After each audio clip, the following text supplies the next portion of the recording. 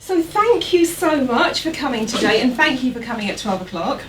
A few technical issues to kind of deal with to get started. So we are here in this room until 5:30 today. It's going to be a bit of interaction, a bit of processing of stuff, and of course watching kind of the Limitless movie.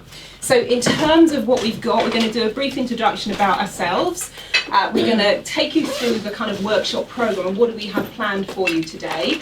We're also then going to look at the rationale, why did we put this day together, what was the thinking behind it, and then start getting you to think about your intentions, both for today and beyond, because part of this is also about looking into the future and seeing what it is you choose and seeing what it is you create. So that's kind of what we've got in store. In terms of speakers, for those of you I haven't met before, I'm Marilyn Devonish, and this is Dr. Cosfantis. Hello, how you doing? So our neurosurgeon guy and the science behind some of the stuff that's happening in the movie. Well, you know, getting there, working on it, studying for it. And a little bit about me, for people that haven't met me before, I had quite a traditional background. So I did a business studies degree, I did a postgraduate marketing diploma, by the time I graduated, I had a teaching certificate, I had a postgraduate secretarial diploma, I had, I think, 6 years real solid work experience, having worked for Harrods and the House of Fraser Group in their accounts department. And even with all of that experience and all of those qualifications, I didn't have the confidence to go out and get a graduate job. So I spent probably the first 5 years after graduating working as a secretary. And there's nothing wrong with working as a secretary, though I still use those skills to this day, but I realised I was really limiting my potential. So eventually I got fed up with that, decided I knew what I would do. I'd get a proper job and become an accountant. So I went off to study for the ACCA, because I figured that was one job where I wouldn't have to talk to people, because I was very quiet, very shy, really lacking in confidence, very low self-esteem, and I wanted a job where I could just hide behind a desk. But I realised pretty quickly that even accountants have to talk to people. And so somebody had just suggested, off the cuff, why don't you go and do this thing that we do with our salespeople, is called NLP. Didn't know what it was, didn't know what it stood for, but what she said, it would help me with my communication skills, and it would also help me with my confidence. That's the only reason I signed up. When I signed up and I got all the course materials back, I realised they did hypnosis, timeline therapy, and something called Kuna. And being very academic, that was not in my sphere of kind of comfort zone of my knowledge, so I tried to get a refund. And they wouldn't give me a refund. I now know they reframed me.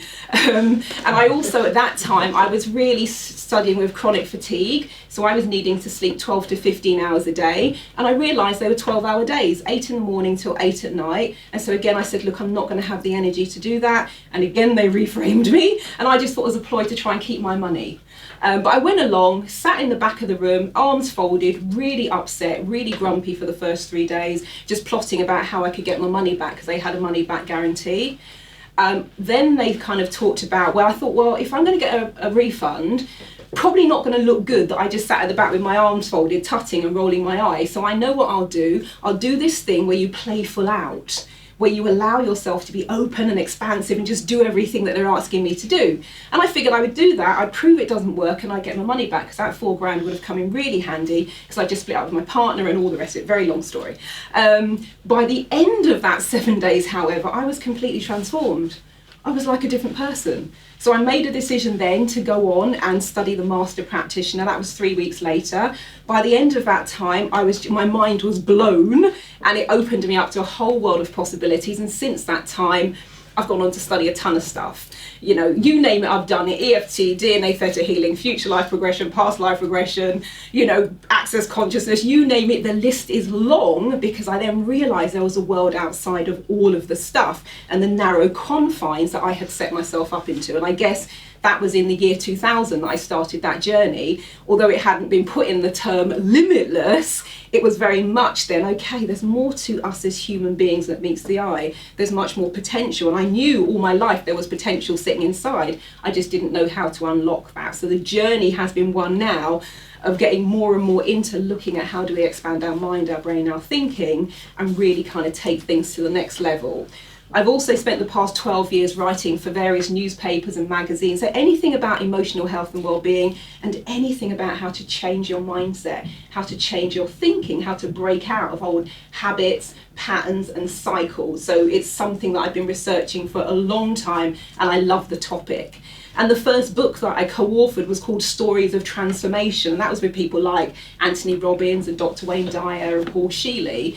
And again, it was sharing our story about how we change. Where did we kind of get to that point where we thought, okay, enough is enough, I can't live like this anymore, and what did we do to change and break through that? So we all then got together and wrote our various stories. So that's kind of a little potted summary of how I come to be doing what I'm doing. But if you'd met me before I got into personal development, very skeptical, I would have told you that all of this stuff is complete nonsense and it's not possible to change your mind just by talking to someone or fiddling about with a bit of hypnosis. But of course that has most certainly changed over the years.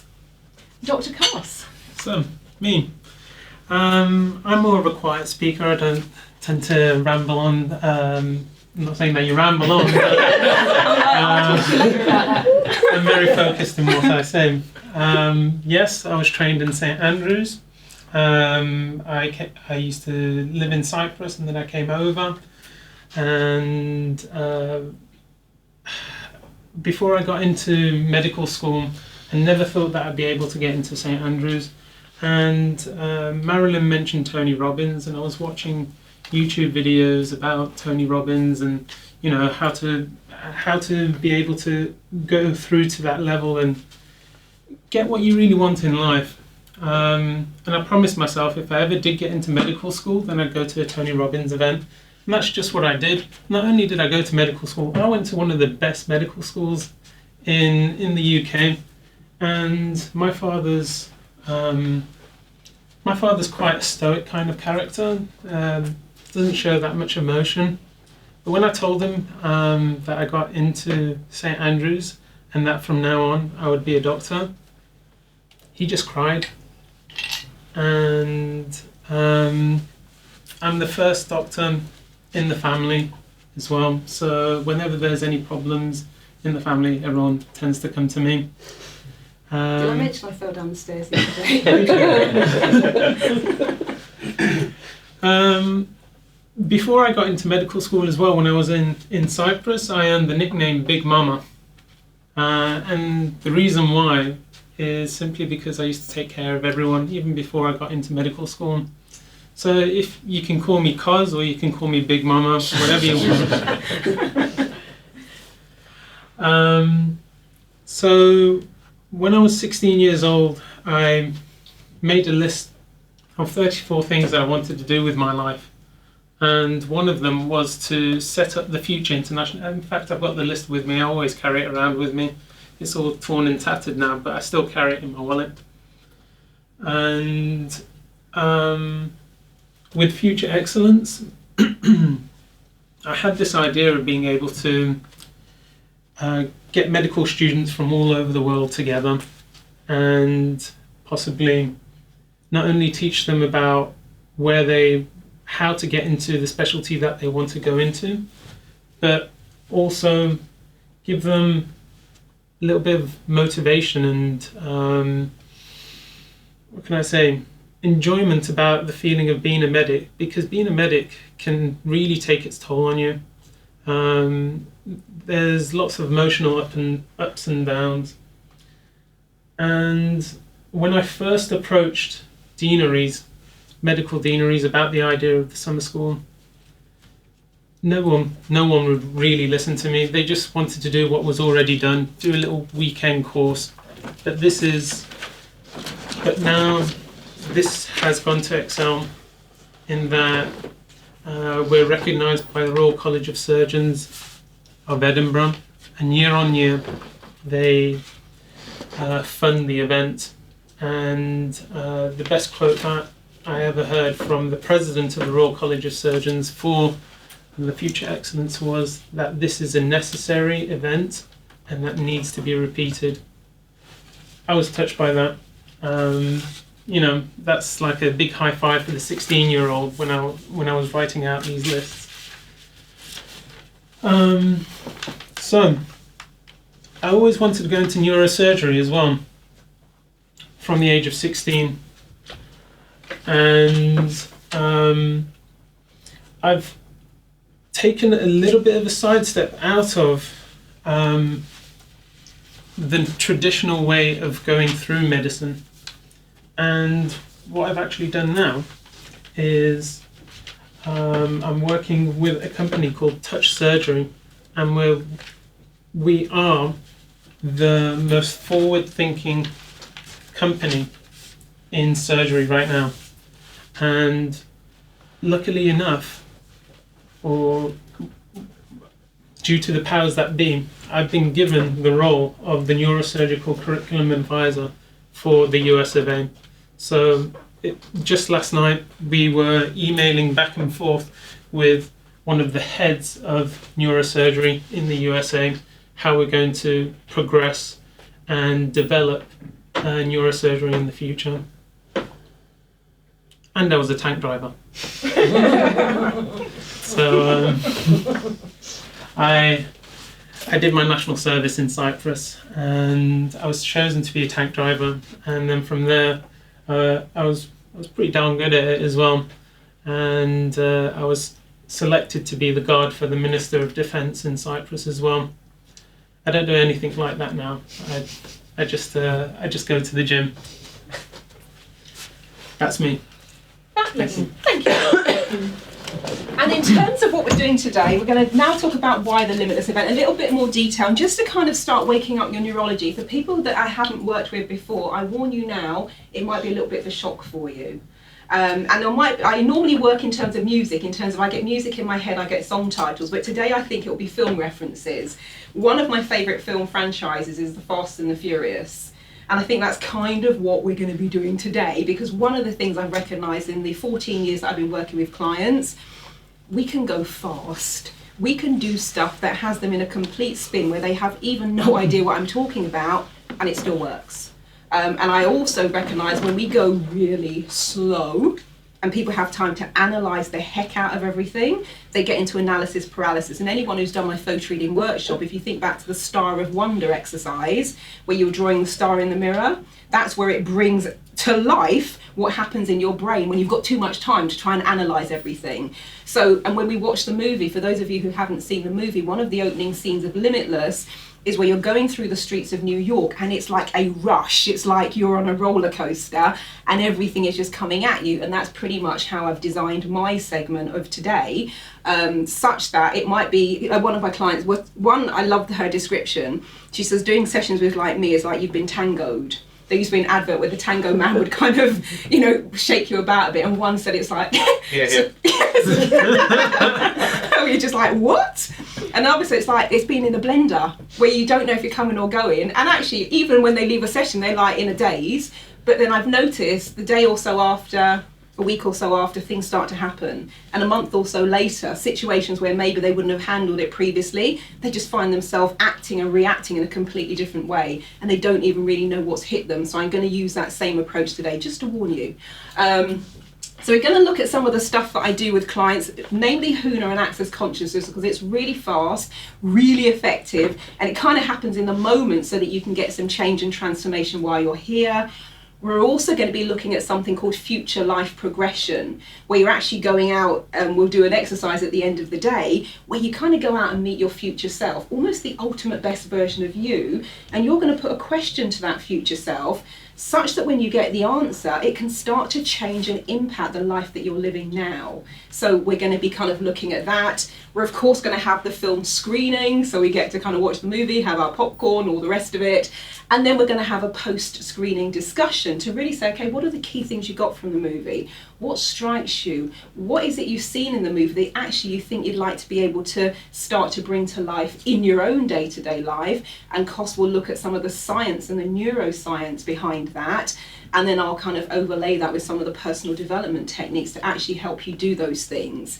And then we kind of finish off with an exercise to put some stuff out into the future. And we aim to be finishing around 5:15 and kind of out of the room by 5:30. And I say that definitely because I know with my workshops, there's some workshops, we finish at 5 o'clock, at 7 o'clock people are still there. Not because I've made them stay, But because it's yakety, yakety, yakety, and they're all excited and they're spinning, and I think, Suki, when you did the photo reading, we finished at 6:30, about 8:45, somebody says, should we maybe get some food in? And that wasn't my doing, but we're going to vacate this room because they've got a screening here tonight at 6:30, and so they just need to turn the room around and then kind of bring the guests in. But that's kind of what we have planned. In terms of the rationale, I didn't tell you about that one, did I? Look at your face, it's so sweet. But Kos and I met in May 2013, where he attended my photo reading workshop, and that's where I saw the magical list. And after that, he said, you know what, there's something in what you're doing. I can see lots of kind of resonance and, kind of marrying up with what I'm doing with neurosurgery. I think we could talk about how you can put even more of that into photo reading, and also talk about some of the ways that it works. And I said, yeah, so every Sunday we'd meet up and we'd talk for an hour or two about photo reading and about neuroscience. And then probably a couple of months into that, Kos said, have you seen the film Limitless? I was like, no, heard of it, seen the trailer, haven't really watched it. But the next day decided to go out and buy the movie and watched it, and I was like, whoa, oh my God. I'm doing a lot of that with my clients already. That's part of that is the way that I already live my life. And so the idea then came about, why don't we get together and see if we can do something around the movie where we show people how to kind of bring it together. Anything you want to say about that period of time? I really enjoyed what you were doing. I know that it affected my life in a positive manner, and I know that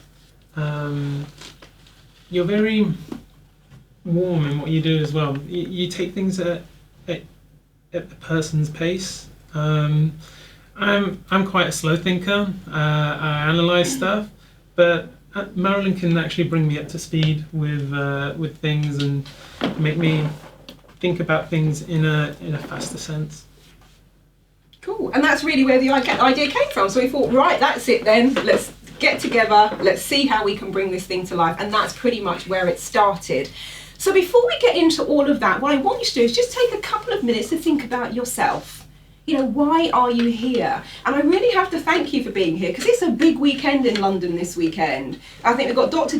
Don DiMartini doing something. He's doing his breakthrough service. I think we've got Robert Kiyosaki and his team in London. We've got various personal development events which people have invited me to, and I probably would have been at one of those if I wasn't here today. So first of all, thank you for choosing this event. So now you're here. What do you want to get from the day? What do you want to know? What do you want to learn? What do you want to take away, such that it would have you at the end of the day, and then at the end of next week and the week after that and the week after that, saying, wow, that was amazing, that was mind-blowing.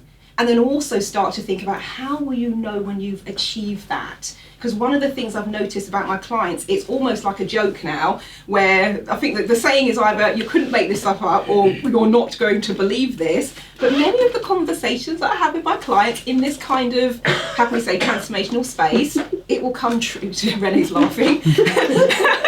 It will come true pretty much word for word. And they all be kind of relaying back to me saying, oh my God, Marilyn, you're not going to believe what happened. And they're talking, and I'm thinking, I've heard that before.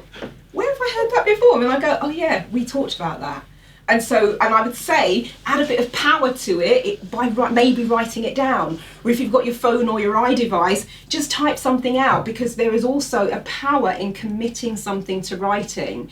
But it's got to the stage now, because I transcribe notes when I'm with client sessions. I've even actually, if you haven't seen the video on my website with Amana, we've done 30 minutes. We had tons more stuff. We just thought we don't want to go on and bore people, where we talked about all the things that she has spoken into existence as a result of our offhand conversation. So a couple of minutes to think about that, why you're here, what you want to get from today, what would make it worthwhile, valuable use of your time, how will you know you've achieved that, to start to get what I call the reticular activating system going, that part of your brain that is a bit like a magnet. You tell it what you want, it will do its best to find it for you. And then if you're willing and up for it, we'll get a couple of people also just to share, why you're here, what you'd like to take away, so that Kos and I have a sense of what it is you're going for. So I'd say 2 or 3 minutes, just kind of think about that. If you choose to, write that down and just get a sense of starting to set the energy up for the day.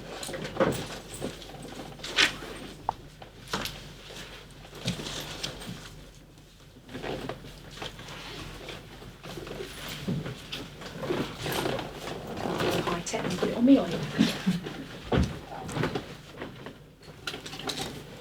helpful actually. Yeah, a little pull-out drinks holder. It is rather, isn't it? I know this from my last visit. Lovely. Absolutely. And what they would like to take away from today. Now don't all rush at once. This is the audience participation piece, however. I'll share. Go for it. So I've experienced a few sessions with future life progression with you already. I think it's about understanding a little bit more about the neuroscience behind it and being able to take that back to my friends who just don't get it. Okay. This thing, yeah. Fantastic. Thank you very much. Anyone else in terms of, why you're here and what you'd like to take away from today? Okay, hold on. I'd like to take away some limitless skills and mindset objectives to help me to get my medical career started and flourish further down the line. And what a great way to do it with your help and Dr. Cos's help as well. So Fantastic. I like the sound of that. You got a thumbs up. Any more in terms of why you're here and what you'd like to take from today? I'm just curious to know how mind works in the brain, and because you hear about it, you only use 10% of the brain, so I would like to know how can you specifically absorb more information, because we're only here on the earth for a very short period of time, and I've got so many interests, and I just want to see how can you accelerate learning things, and what is the best, you hear about left brain thinking and right brain thinking, and then the whole brain, how do you exercise that? Is that the best way to use your brain, or how can you expand it, and all sorts of things? Fantastic. Thank you very much. Did you get all that? Mm-hmm. Cool. Anyone else? Final kind of share in terms of why you're here. Okay. I'm here because I want to live a limitless life, to break the bonds and clear the blockages that are still stopping me from doing it. I'm trying to start a completely different life from that I've led in the past, but it's slow. And what would I like to take away from this workshop? That the feeling that everything's possible, that the blocks are gone, that the procrastination that's been afflicting me is no longer there, and everything, that path is clear. Okay, wonderful. Anyone else before we move along in terms of why you're here? Will? I was just walking past King's College on the way here, and they've got posters of alumni all down the walls, and just amazing people. Actually, I didn't know some people, sort of Tutu and different people who really touched at the heart of humanity, and it was making me think that really what I want is to tap into exceptional, because it's a question. One is the question is, are they just exceptional people, or can we all tap into whatever they're tapping? And I think it's probably a bit of both, but I think we can all tap into at least far more exceptional than we're currently doing, and how we can use that to really kind of change the world in really positive ways. So that's my... Fantastic. And that's one of the reasons why I thought I'd incorporate the soul plan piece, because that is almost kind of highlighting for you some of the things that are your skills and your talents, your abilities, some hints about what you're here to actually do on this planet. And when people have a bit more clarity around that, it means that they can start to put some energy there and also get aligned with that. So excellent, fabuloso. Okay, so let us begin. And one of the things, there's a friend of mine, a guy called Art Geyser, who always talks about your permission meter. And he says, if you imagine like there's a meter and you kind of put it up to maximum setting and just give yourself permission to be open to everything that's coming. So that's the first thing I would say. Just give yourself permission to receive the information, take it on board, you assimilate it, think about how it fits. If it fits, great, keep it. If it doesn't, feel free to discard it. Also that whole piece around your purpose and intention. So in photo reading and accelerated learning, we're always talking about what's your purpose, what's the thing you're focusing on. In day-to-day life, I tend to call that intention, but really kind of putting your intention out there, because when it does go out there, both in terms of your thought and your speech, and when you write it down, it has this way of just starting to unfold and happen. And then it's also that whole piece around expanding your thinking, because there may be things that we do and that we talk about today that your logical conscious mind is going, what?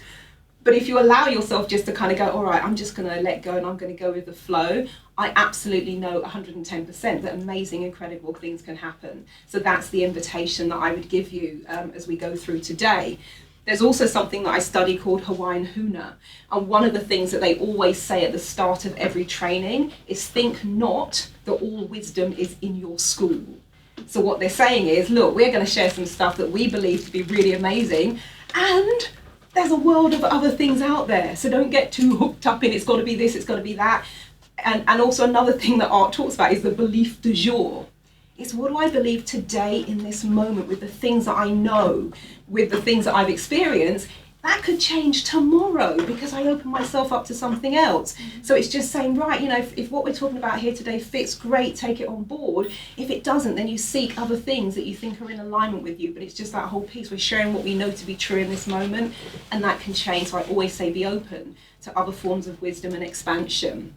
So in terms of the kind of the neuroscience behind some of the stuff that's going on, Dr. Koss, do you want to kind of say a few words about that and what you have coming up and some of the links and connections that you've made? Yeah, so to connect with what Marilyn was saying as well, what we know in medical school and what we learned in medical school, they told us right at the beginning that only 50% of what we learn there will actually be true by the time we get out of medical school. And I would say something even more profound than that. I would say that it's about 20%, 25%, because there is so much research that's going on out there that it's just incredible. And there are even new technologies now that are funneling all that information to make it even more specific. So that if you're interested in neurology, for example, like I am, there are technologies out there, and we're developing at my company as well. We're developing technologies that will be able to funnel that even more specific straight to your hand in your mobile phone. And some of the other things that I wanted to talk about as well, I wanted to say was I'm going to lay some neural pathways right now. I'll explain what neural pathways are a little bit later on, but how many senses do you think we actually have? Show of hands. How many?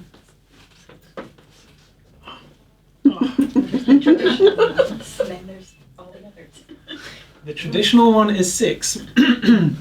However, we've got thousands of senses. Okay, the traditional ones are associated with your sight, your taste, your hearing, your touch. You know, these senses. But there's actually thousands of senses that are to do with the pressure within your arteries, to do with the way that you focus the light in your eyes, to do with the way that you feel various senses of tension around you, the stress in your body. There are various senses that actually connect with the way with your body to your mind. And I think there was a question about what's the difference between mind and body. Well, it's a very simple answer. Between mind and brain. The answer is very simple. The brain is what you can touch. You okay there? You sure? He's a doctor. Okay. So the answer's... Oh, she's really having a fit back there, isn't she? The answer is the brain is what you can touch. It's like it is the organ. The mind is the picture that's built up from all of the inputs, from all of the sensories, from all of the modalities. It's like the TV picture, the program that you see on TV. You can't really touch the picture, but you know it's there. And all of these inputs are what make us who we are. I'm also going to be talking about what plasticity is. Now, plasticity is the way your brain changes when something happens to it. And it can be summed up in one very simple logo, term, phrase, whatever you want to call it. So it's neurons that wire together, fire together. And I'll be explaining this a little bit more later on as well. But what I want you to do when you're watching the film is put yourself into the protagonist's feet. When he's at his lowest point, what is he doing? Why do you think he's doing those things? How does he feel? How does his hair feel? You know, how does his clothes feel on his body? How does he feel with his relation with other people? And then when he's doing the actual right thing, what the hell is he doing? Is he feeling a lot more joyful, a lot more bouncy on his feet? Has he got his clothes all sorted out? Has he got his room nice and clean? Is he talking to more people? Also notice the way that the film progresses as well. So notice right at the beginning, he's inside his head, he's talking to us, but you know, he's really talking to himself. And motion is quite slow. And the colours, the things that he sees, you know, it's quite bland, black and white. But then afterwards, notice the motion, notice how fast he's moving. Notice that things seem to be a little bit clearer. And not just a little bit clearer, but really clearer. And why is that? Notice when he takes the pill. Where is he when he takes the pill? And when everything comes together. As you'll find by the end of this presentation, everything will come together. Okay. All right.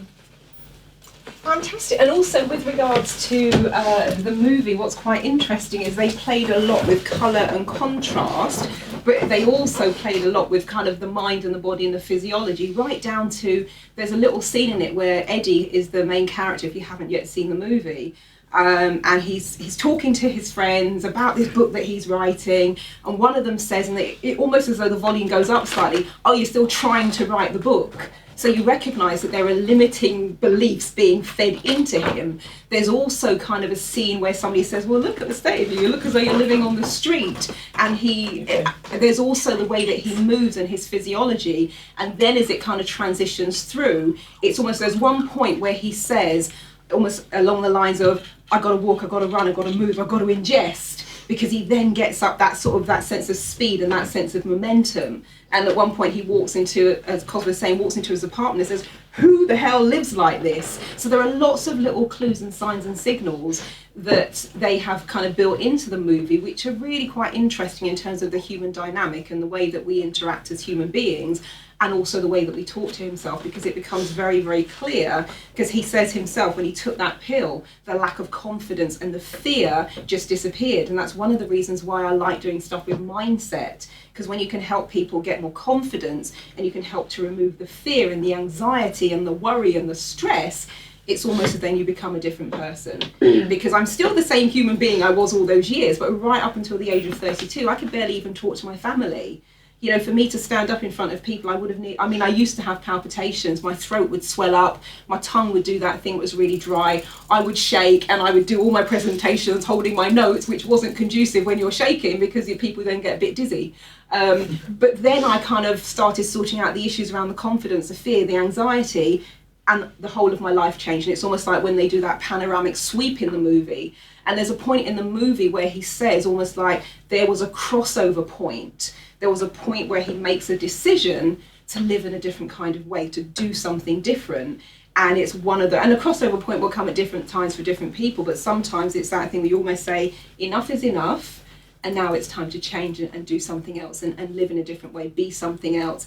And I think one of the things I know from my own journey is when I got an inkling that I could actually do more and I had more potential and I was limiting myself, it's like I couldn't sit still. Up until the age of 32, I was almost unaware that I could be any different. I just thought, that's it, I'm quiet, I'm shy, I'm lacking in confidence. That's it, that's my lot in life. I am the quiet one in the family. And then I just get this little glimpse and this little peek that there's something more. And that's when I wanted to start blowing the boundaries and start stepping into and living more of that potential. And that's one of the kind of things that I'm really sort of passionate about. So one of the reasons, and I thought I'd share with you why I believe this stuff and the impact that it's had, because it's all very well somebody talking at you and kind of telling you why they think something is theoretically a good idea and logically a good idea, but I kind of lived this stuff. And when I look back, it's like, oh my God. But I know when I first did my NLP practitioner, one of the things I found out, they said when they saw the state of my test, because you do a pre-test as part of the home study, they said that I'm either really lazy or stupid, because the test was that bad. They really hadn't seen one like it for a long time. So that was awful. I then, and one of in the run-up to that, I had an illness, which meant I had what you call, I mean, it sounds cute, brain fog. But it basically mimicked onset early Alzheimer's, which is what my doctor thought I had for quite a long time because I had all of the symptoms. You could tell me something, or I could read something in a book, pretty much. I could go and get a drink of water or a cup of tea or go to the bathroom or have a different conversation. By the time I spun back round, it was gone. And my memory was so bad. And when I tell people this, they think I'm making it up. But my memory was so bad, I had a medical certificate from my doctor that gave me extra time in my ACCA accountancy exams. I know you can't read it, but that's the letter from the ACCA confirming my extra time in the exam and telling me what time I had to arrive. Because sometimes I'd be the person who arrived an hour early, and they would let me into, it's a massive exam hall at where they use Barbican. So I'd be the only one sat in the Barbican Centre for 45 minutes on my own, or everybody would leave and there's like 2,000 people and I would be the only person sat in that room because my memory and my mind was so slow and so foggy and so bad that I needed, and even with the extra time I still couldn't pass all the exams. That's how terrible it was. We then kind of when I went back just 3 weeks later, after that awful dismal test, I was so blown away with it. I went back to do the master practitioner. It's a way more complicated test and it takes double the amount of time. But now I'd warmed up to the idea of timeline therapy and putting stuff in your future timeline. So I put a goal in my future timeline that with my master practitioner test, it will be done first time. I would only get it back once, and that was to say excellent, well done, which seemed unlikely given my first test. But that's exactly what happened. Turned out 3 weeks later, the only thing I did differently, because when I was on that practitioner training, the guy was standing in the front of the room, quoting facts and figures, names, dates, places, and he's delivering a 7-day training. He had some notes on a lectern. He'd look at them occasionally, but pretty much it was just pure delivery. And somebody says, how do you do that without notes? And he said, well, I read 20 to 30 books a month. I'm like, I don't even read that in a year. He obviously doesn't get out much. But and just to put it into context, he was pulling probably 120 days a year in the training room. These are 12-hour days. You're on stage at 8 a.m., you're off stage at 8 p.m, you get there a little bit early, you stay a bit later. Now, when somebody's pulling that kind of schedule, we would do 21 straight days often, sometimes 35 straight days, with 1 or 2 days off. When somebody's got that kind of schedule and they tell you they're reading 20 to 30 books a month, what might you ask of them? Do they sleep? What else? How do they do it? How do they do that? So of course somebody in the audience says, how do you do that? And he said, well, I photo read. And I realised that I had those photo reading tapes, and they really were tapes, and I've still got those tapes at home for prosperity. I'd had those tapes sat on my shelf for 2 years. Because I'd heard about this weird thing called photo reading. I bought it to help me with my accountancy studies. I was far too stubborn and too close-minded to do just the 5 basic steps. That was too much for me because it was talking about stuff that was outside of my comfort zone. So I just thought, won't work. Because I thought up until that time I had been quite academic until I got ill. So I just left it on the shelf. But when he was talking, I was thinking, I've got those at home on my shelf. I've got that photo reading book, and the book's here, and the book's in your goodie bag. And I thought, I wonder what would happen if I went home, opened my mind, stopped trying to second guess Paul Sheely and just do the damn thing. So that's what I did. I just went home, I photo read all the notes this time round. went back, did the Master Practitioner test, handed it in. They gave me the same woman, the same coach, one called Marianne Diaz, because she was the most advanced coach in the whole of the organisation. And everybody else was doing what I did last time. They were going home every night with that test. Marianne comes up to me, she hands me my test, and I took a photo of it a couple of months ago, put it on Facebook, and it just says excellent in the corner. Didn't touch it once. Everything spot on. And I thought, well, that could be a fluke, I thought. And then I went back to do trainer's training. 5 months later, all the while my certificate's still valid. Did trainer's training. I'm not going to go into that whole story, but pretty much I put a goal in my timeline that I'd be finished. It's a 9-hour exam. You start at 9 in the morning, you finish at 6 o'clock at night. It's a closed book, so you don't take your notes in with you. I put a goal out there that I was going to be finished in 3 hours. And when I arrived at the venue, everybody was chatting, and somebody says to me, Marilyn, how do you do a submodalities belief change? I looked at them, they looked at me, my mind was blank. I just burst into tears and I just started crying. It was like half an hour before the exam started. And I just thought, okay, I've got a couple of choices. I could just cry all day. And for the other 45, 50 people in the room, that would have been really annoying, because it was the Oprah ugly cry, complete with sound effects, you know, and I thought, that's not going to work. I thought I could just sit and beat myself up, because in order to prepare for that test, I didn't revise in the traditional way. I just photo read, flicked through all the notes, did some mind maps, did some activation, and I thought I could just beat myself up now for the next 8-9 hours about what an idiot I was for not revising, or I could do the thing I've been practicing, which was about getting myself into state, which was about being more expanded in my thinking, which was having that sense of concentration and having that sense of focus of what I wanted to achieve. And I was finished that exam in 3 hours. And I know, because I actually work for the English version of that company, and so I, found out what they said about me. But they said she's either cheated or there's something kind of genius about her. But we can't prove that she cheated, because she only has to room once to go to the toilet. She was only gone for 5 minutes.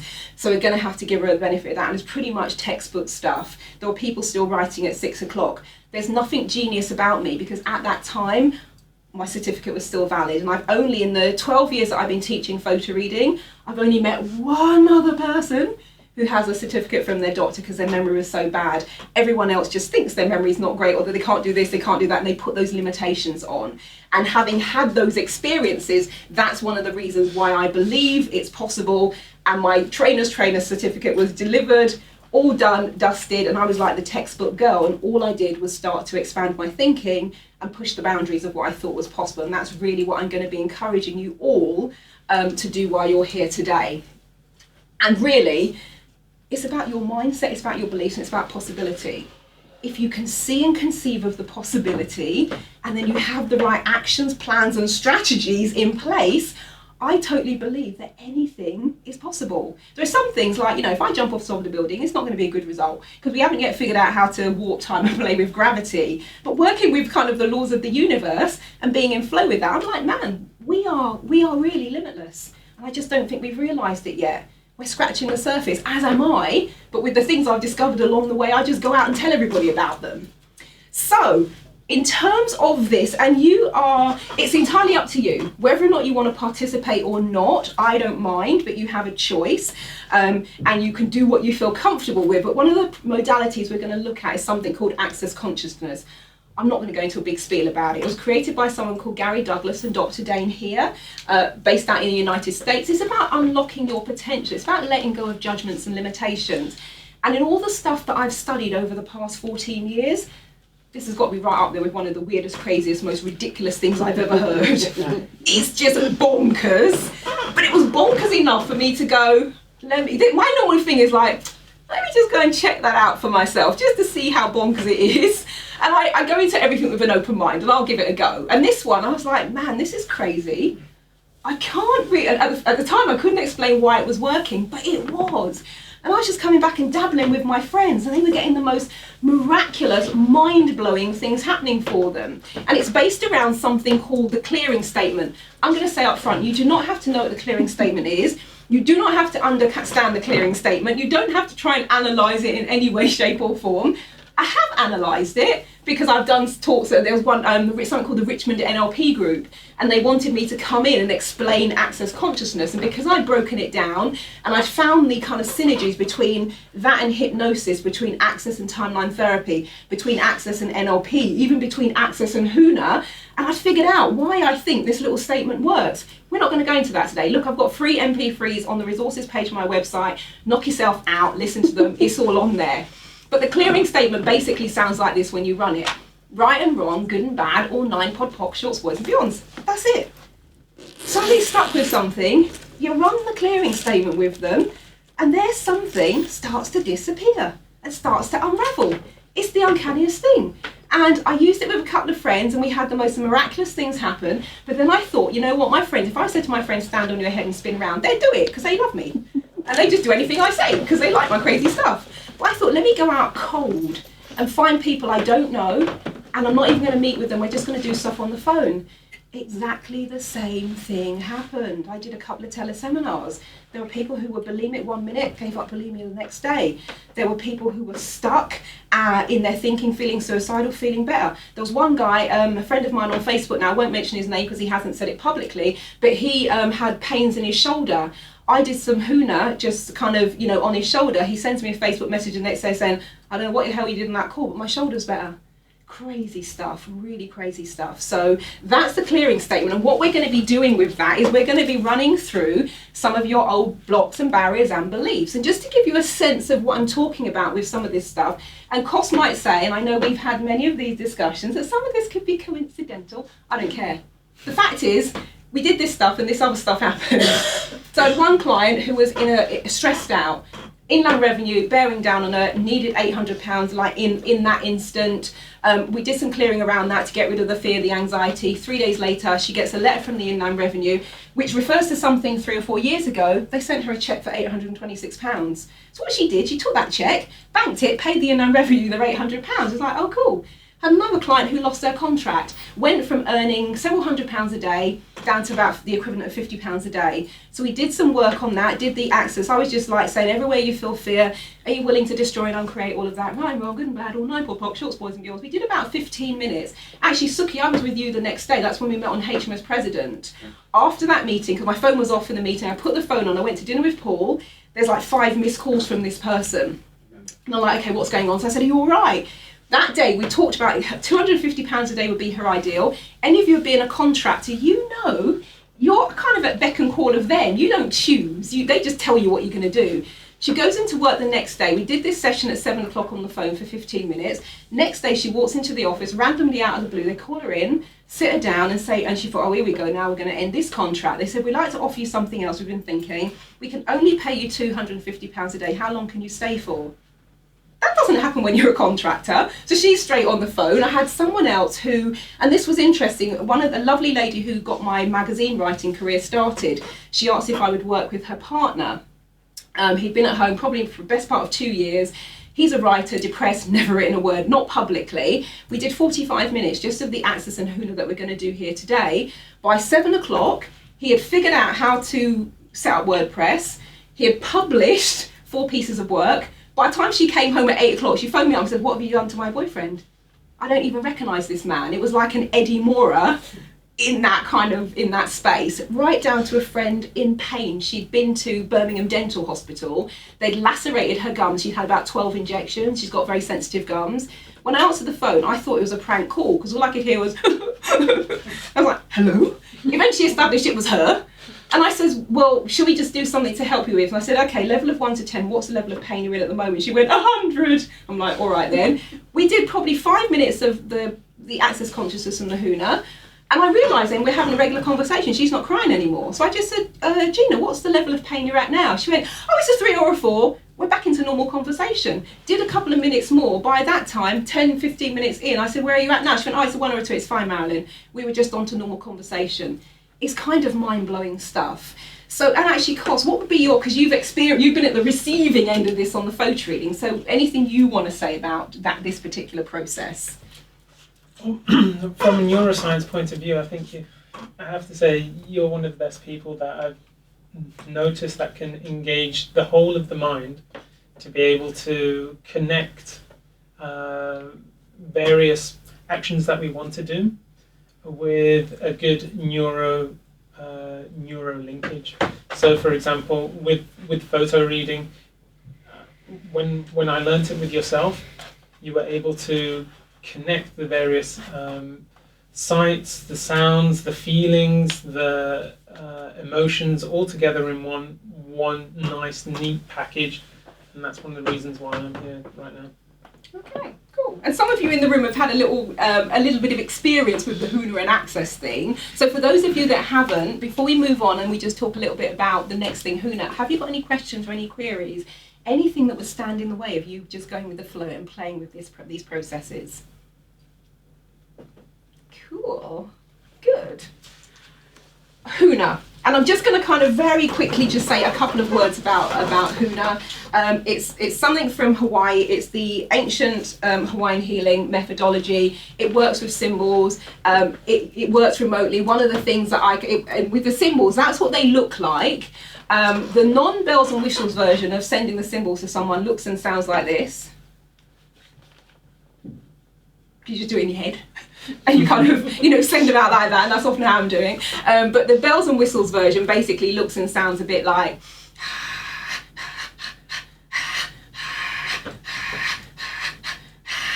And clients sometimes like the bells and whistles version. So I just do it just so they kind of go woo. And I've had several instances where and there are symbols that there's water, there's fire, there's air, and all the rest of it. There have been times where we've been sat on a training, because I always do this now on the Friday night at Photory. We do an hour of just kind of whizzing through stuff. And I've maybe been behind someone, the lights are off, it's dark, they've got their eyes closed, they don't know anything about Kuna, and I maybe do a fire symbol at the base. And they'll say, oh, Marilyn, when you were near me, I felt all this heat.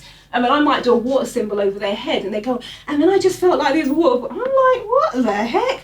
They got no idea what I'm doing, yet they feel it. And one of the things that blew my mind, and this was probably about,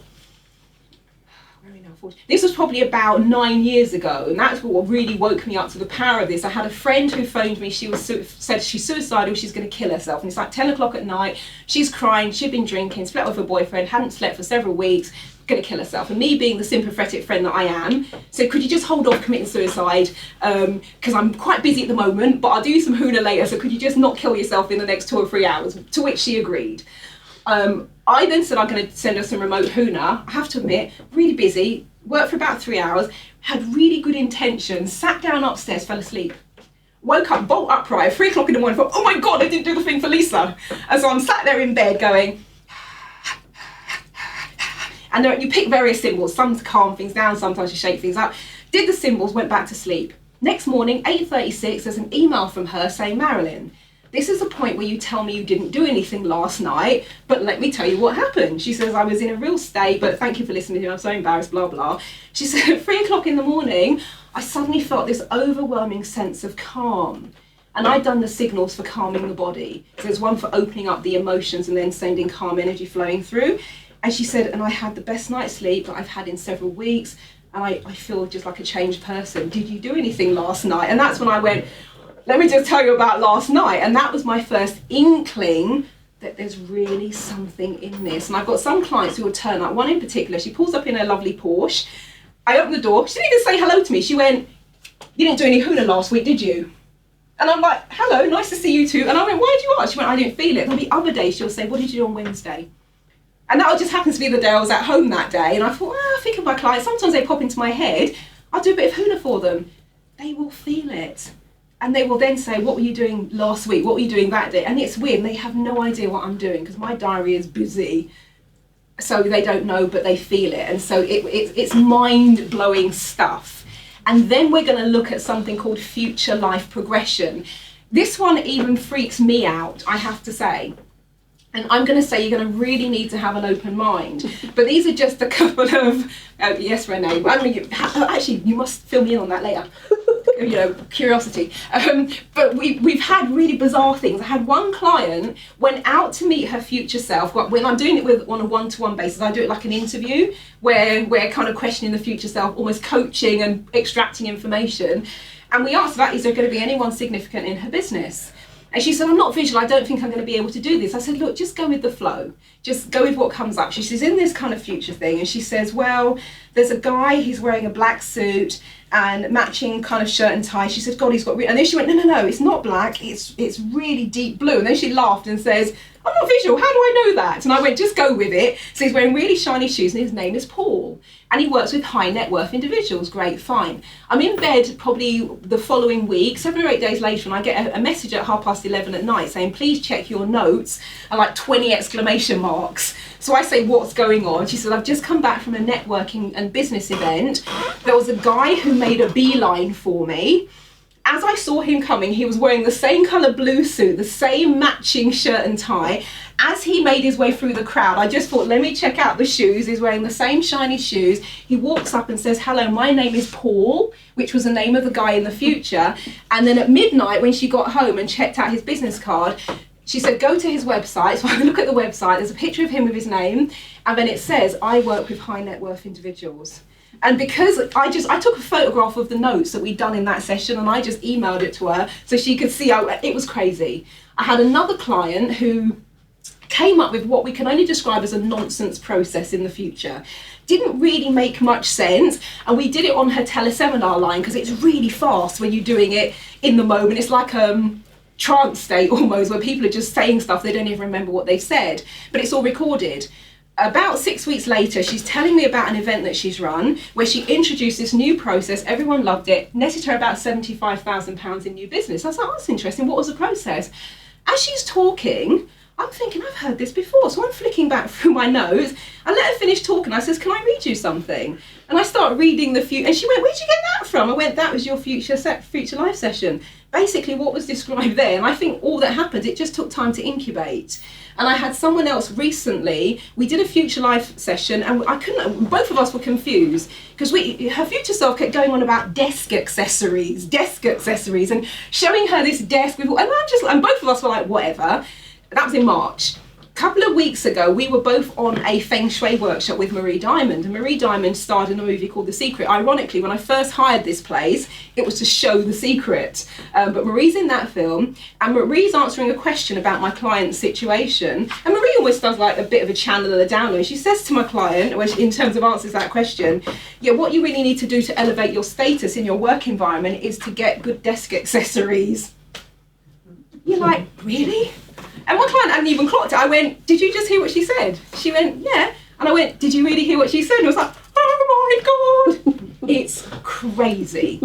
So we're going to be playing with these processes today, if you're willing. Now, if there's anyone who doesn't want to play the game, that's fine. You just kind of tell your mind that, okay, I don't want to do this, I'm closed.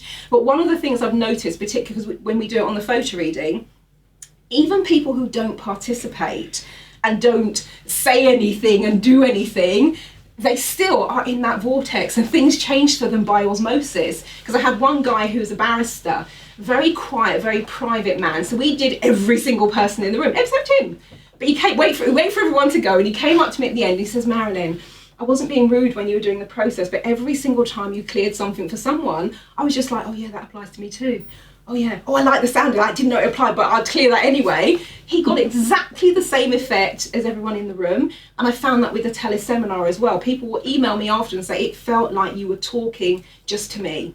So it kind of has that collective effect, even if you're not actively participating in it. So Dr. Kost, because I know some of this sounds outlandish, do you want to add anything at this stage in terms of your thoughts, your studies, some of the things you've kind of looked at over time with regards to some of this stuff? Well, there's no obvious research that has been done on Kuna and future life progression. However, there has been studies done on hypnosis, which is relatively close to some of the stuff that you do, and is some of the stuff that you do. And I'll explain it a little bit further on, but it has been used and it has been shown that even if you don't believe in hypnosis and you undergo a hypnotic pass and go to surgery, you will not feel pain, even if you don't believe that it doesn't work. And that is something that's quite incredible for me, for people that actually ran the research as well. Fantastic. So is everybody up for playing the game and going with the flow? Yes. Cool. So we're just going to do a couple of minutes before we kind of transition into watching the film, just to shake things up a bit. And the way it works is I will pick a statement, and these statements will be drawn from the things that people sent me in the questionnaire. And I will be saying, with regards to being stuck by fear and trapped in a fearful state, is it okay to destroy and uncreate it all? And if it's okay, you just say yes. And I say to people, say yes out loud. So you're almost kind of affirming to the universe, yeah, I'm in. And then I just run the clearing statement, which is right and wrong, good and bad, all nine, pop, pop, shorts, boys and beyonds. And then we just go on to the next statement. So we're just going to do a quick round. If anybody, however, has something in particular that's on their mind that they want to clear, we can kick off with that, or I'll just go with some of the things that were on that list. So any thoughts from anyone about anything in particular you want to throw into the pot before we get moving? Go for it. I tend to worry a lot about everything. Okay. So, And also, if somebody says something that applies to you, just go, yeah, I love some of that. That's, you know, and just say yes, and the effect is the same. So everywhere you tend to worry about life and worry about everything and almost worry yourself into, it almost feels like into a stupor almost, where you're just kind of then engulfed by it. Everything that is connected to, will you now destroy and uncreate it all? Right and wrong, good and bad, or nine, pod, pop, shorts, boys and beyonds. And anywhere and everywhere, that worry almost kind of transmutes itself into a sense of fear. It's kind of that sense of dread almost. Everything that is connected to and related to, will you now destroy and uncreate all of that? Right and wrong, good and bad, or nine, pod, pop, shorts, boys and beyonds. And anywhere and everywhere, you might almost feel a little bit kind of almost trapped and locked in, that you almost don't know what you could do instead. Everywhere where you're almost out of options, will you now destroy and uncreate all of that? Right and wrong, good and bad, or nine, pod, pop, shorts, boys and beyonds. And anywhere and everywhere, anyone is thinking, well, yeah, it's all very well, but I don't think this stuff would ever happen for me or work for me. Will you now destroy and uncreate all of that? Right and wrong, good and bad, or nine, pod, pop, shorts, boys and beyonds. And anywhere and everywhere, it almost seems like there's a parallel life. There's a life that you're living now, and then there's a life that you want to live really. And it's almost like those realities will never meet, and you'll always just be struggling and just trying to make it by. Everything that is connected to and related to, will you now destroy and uncreate all of that? Right and wrong, good and bad, or nine, pod, pop, shorts, boys and beyonds. And anywhere and everywhere, it seems that you could try really, really, really hard and never quite make it. Will you now destroy and uncreate all of that? Right and wrong, good and bad, or nine, pod, pop, shorts, boys and beyonds. And anywhere and everywhere, there's almost that sense of fear. Fear of failure, even fear of success, fear of getting it wrong, fear of not getting it right, fear and all of its kind of friends and counterparts. Anywhere and everywhere, there's a sense of fear and anxiety that holds you back. Will you now destroy and uncreate all of that? Right and wrong, good and bad, or nine, pod, pop, shorts, boys and beyonds. And anywhere and everywhere, you almost feel like you're the one without the talent. Everybody else has been gifted some wonderful thing, and you've almost been left out of the game. Will you now destroy and uncreate all of that? Right and wrong, good and bad, or nine, pod, pop, shorts, boys and beyonds. And anywhere and everywhere, there's a sense that almost you feel jaded, that even if you wanted to believe in limitless possibilities, life and reality will just get in the way and show you that that's not true. Will you now destroy and uncreate all of that? Right and wrong, good and bad, or nine, pod, pop, shorts, boys and beyonds. And anywhere and everywhere, how do I say that? Okay, I'll say it like that. All right, anywhere and everywhere, it's almost like family patterns and programmings and what you've kind of grown up believing about yourself. Everywhere where that has almost kind of dumbed you down in some way, shape or form, will you now destroy and uncreate all of that? Right and wrong, good and bad, or nine, pod, pop, shorts, boys and beyond. And anywhere and everywhere that you don't even sometimes know who you are, able to express that and articulate that out into the world, will you now destroy and uncreate all of that? Right and wrong, good and bad, or nine, pod, pop, shorts, boys and beyonds. Anything anyone else wants to put into the box before we then start transitioning into movie time? As we just talked about photo reading, I'll come up there in a sec, yeah. a pattern I've noticed is I do the hard work, but especially in photo reading, I don't do activating that much. Yeah. And I think it's a pattern across a lot of my life where I do the hard work, but I don't harvest a crop. Yeah. I don't actually get the good stuff at the end because I just before, don't bother. And anywhere and everywhere, it's almost like you stop yourself and fall short of the finish line. And everywhere that's become a pattern, will you now destroy and uncreate all of that? Right and wrong, good and bad, or nine, pod, pop, shorts, boys and beyonds. And anywhere and everywhere, there might possibly be an unconscious underlying fear that if you do that final bit, you might not be able to do it, it might not work, you might not be capable of doing it. Everything that's connected to and related to, will you now destroy and uncreate all of that? right and wrong, good and bad, or 9, pod, poc, shorts, boys and beyonds. And anywhere and everywhere, it appears that you sabotage yourself for whatever reason. Everything that feeds into that and feeds off of that, which no longer serves you, will you now destroy and uncreate all of that. Right and wrong, good and bad, or 9, pod, poc, shorts, boys and beyonds. At the back. Being in a rut, I suppose. Being in a rut. Repeating the same mistakes and feeling that whatever actions. Okay. It's all okay. How can I say? It's there's a little saying. Like there's a scene in the film, and there's like locked in, boxed in, can't get out. It always feels a bit like that, where it's like no matter what you turn, it's almost like you make progress, but there's still that little bit of a confine. So everywhere you've been stuck in a rut and repeating the same old patterns and almost getting nowhere and spinning your wheels, will you now destroy and uncreate all of that? Right and wrong, good and bad, or 9, pod, poc, shorts, boys and beyonds. And anywhere and everywhere, there's been almost like an unconscious underlying belief that then starts feeding into that pattern of it doesn't matter how hard you work, never truly going to make it. Will you now destroy and uncreate all of that? Right and wrong, good and bad, or 9, pod, poc, shorts, boys and beyonds. And anywhere and everywhere you bought into the idea that you have to work really hard, but you're just about going to make enough, but never going to make any more than that. Will you now destroy and uncreate all of that? Right and wrong, good and bad, or 9, pod, poc, shorts, boys and beyonds. And anywhere where there's any kind of cultural or ancestral issues where you almost have to kind of carry the burden and life is a struggle, and those sorts of kind of beliefs and thoughts have imprinted into the psyche, will you now destroy and uncreate all of that? Right and wrong, good and bad, or 9, pod, poc, shorts, boys and beyonds. Cool. So, and are you all okay if I hooner you a bit as well? Cool.